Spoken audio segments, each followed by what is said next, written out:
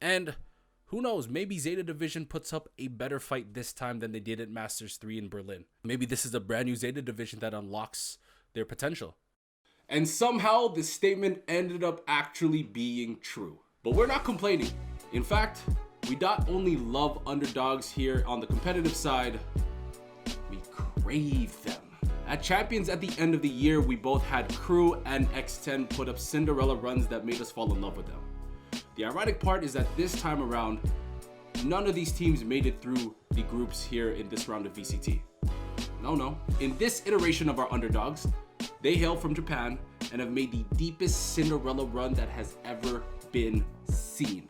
And on behalf of everyone in the Valorant community, regardless of what region you're from or what region you're cheering for, I think I can say for all of us, Otsukara-sama desu, Zeta, omedeta. At the very beginning of Masters 1 though, it looked very much like the runs previously put up by any Japanese team. With the unlucky draw of getting one of the favorites in DRX in their very first match, just to put it nicely, it didn't go so well. 13-2 and 13-3 showings on both maps definitely continued the previous stigma of Japanese Valorant. But somehow, a switch was flipped from there. Up next for Zeta, they had Fnatic, and before we go any further, at least at that point we could have made the case that not having their full roster in Fnatic, it kind of aided in Zeta's result. Regardless though, Fnatic did not have a great tournament and were subsequently eliminated by Zeta. At that point on, all aboard the Zeta bandwagon. Choo choo! They then drew NIP hailing from Brazil, who then took the first map to go up 1-0 in the series. What followed was two very close matches, with map 3 on Fracture being an absolute banger of a match. With NIP being up 12-8 on Zeta, only needing one round to close it out, Zeta came roaring back to force overtime, winning 6 straight to close out the series in heartbreaking fashion for NIP to book their first playoff spot in VCT ever. And oh, how wholesome it was.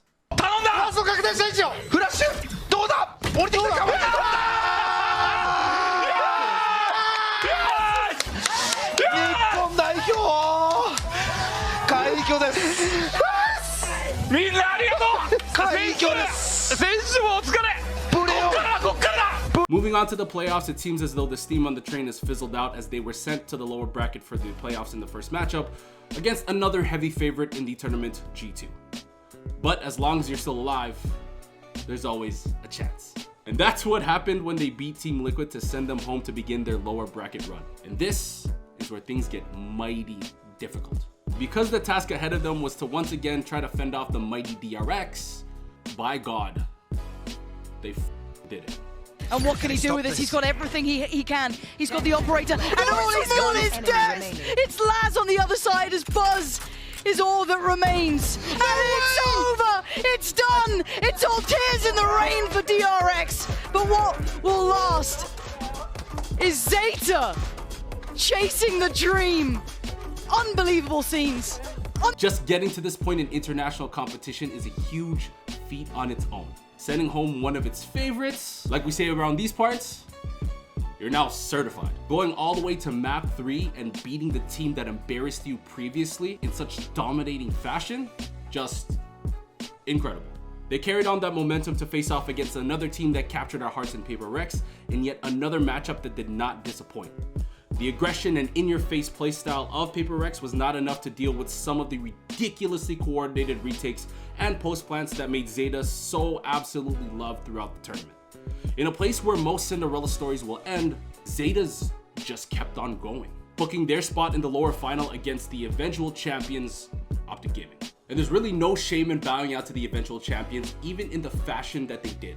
Enough still cannot be said about how impressive Zeta performed throughout the tournament. They gave so many excellent moments, from Laz's ace on Icebox, 10 running amok on literally every single map, or even Sugar Zero, or should I say Sugar Hero, with the most dominant controller plays we've ever seen yet, and I swear to God, the highest conversion of Asher Walls I have ever seen. I'm so glad that Japanese Valorant finally got the run that they deserved, knowing how starved this fan base has been for the last little while, and then I cannot wait to see them again.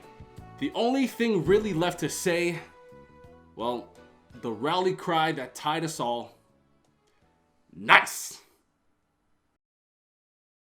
That's it. You can cut it.